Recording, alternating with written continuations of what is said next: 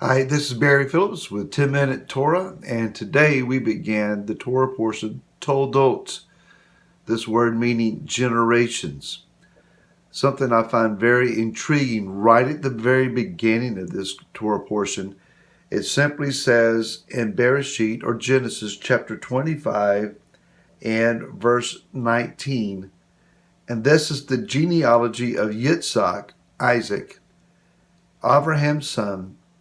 Abraham brought forth Yitzhak.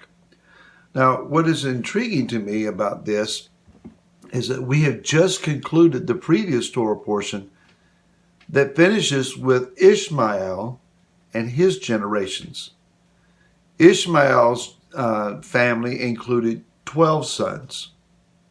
As we read and continue on in this week's Torah portion, Toldot, we'll find that Yitzhak has 2 sons. So the family of Ishmael greatly outnumbers the family of Yitzhak. There is a Torah principle that we will find, and that is that Yah creates things in balance, that there is a give and take, that there is a balance and a counterbalance. For example, even in the acts of creation, there is heaven, the counterbalance of earth, the spirit versus, if you will, or counterbalanced by the flesh. We also see then life and death, light and darkness, spirit realm, physical realm. Then we get into what may seem to be a little odd. You have 6 days of work and labor and 1 day of rest. Well, in our Western minds, we think there are more days of work than there is a day of rest.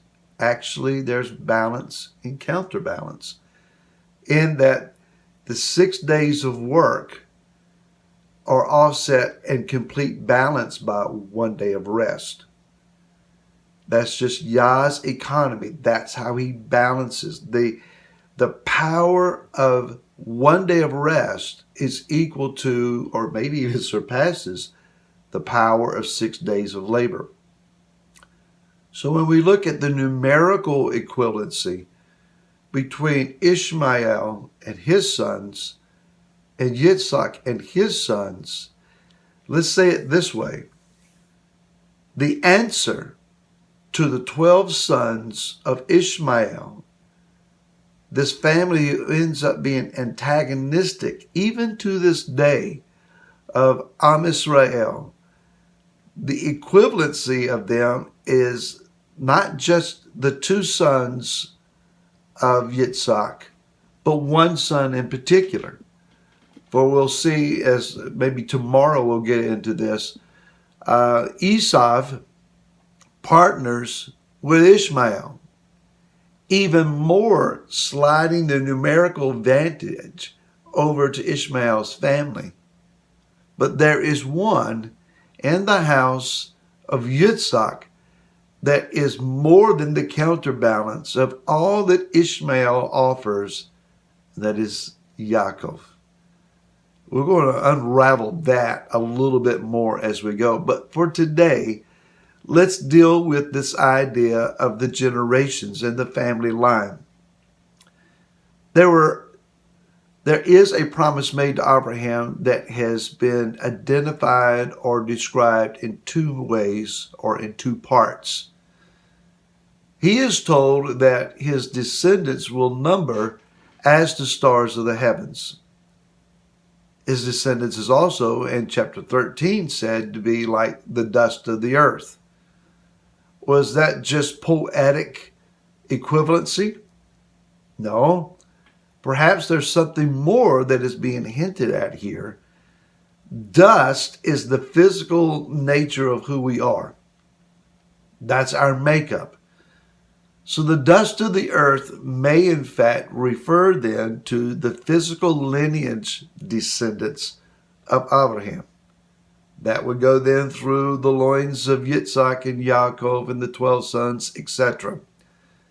There is an innumerable host then of physical lineage descendants that have come from this man. Well, who are the stars? Hello. That's you and I. Not stars as in the idea of Hollywood, but stars as in celestial or spirit, more in nature. I was involved in this discussion yesterday with my younger sister. Leanne and I were talking about who is who in Scripture. And the idea is that while you and I may not be able to identify a spirit or a physical lineage to Abraham, we are spiritually adopted. Yeshua said this: if you were Abraham's seed, then you would do the works of Abraham. It's not a bloodline DNA claim that we should be looking for.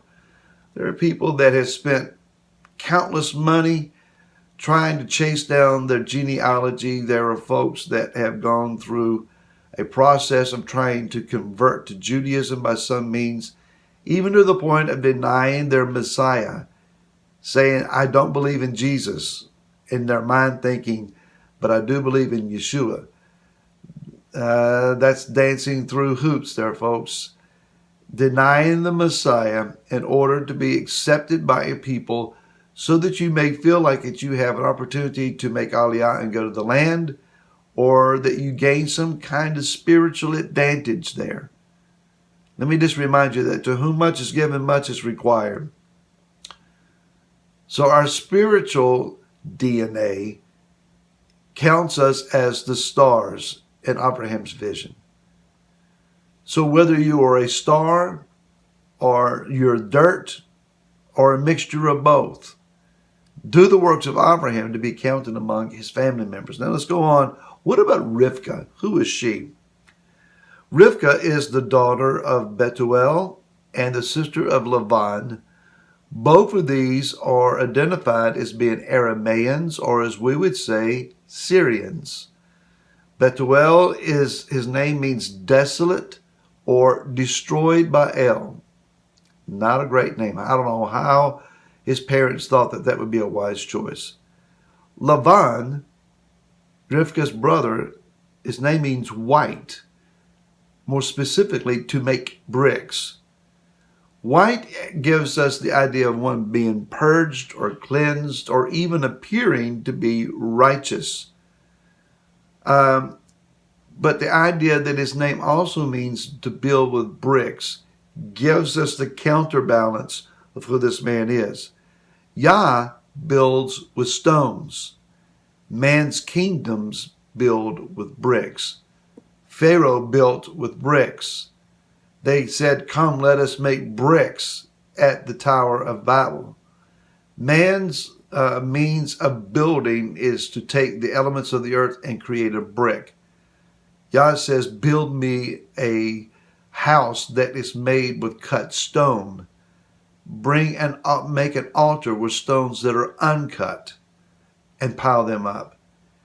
Yah has a different way of building. So Lavan is a man who is focused on appearing righteous perhaps, but it's all about building what is for himself. The word Aramaean means exalted or high. So Rivka came from a family of self-exaltation, supposed to righteousness, but then was also opposed by the Most High, who stood against this house of kingdom builders, self-proponents. When she left then, she was desolate, she was barren, she was without an ability to bear children until Yitzhak prayed for her. And I'll just finish today with this. Yitzhak was 40 when he married Rivka, 40 represented by the Hebrew letter Mem, which is the symbol of water. The washing of the water. The bride is washed with the water of the word. And so his prayers washed her, rejuvenated her, cleansed her from all of that stuff in the past. Prayer will do the same thing for you and I. Let's be washed by our bridegroom. Let's find out who we are in Messiah and walk in it. Until tomorrow, shalom.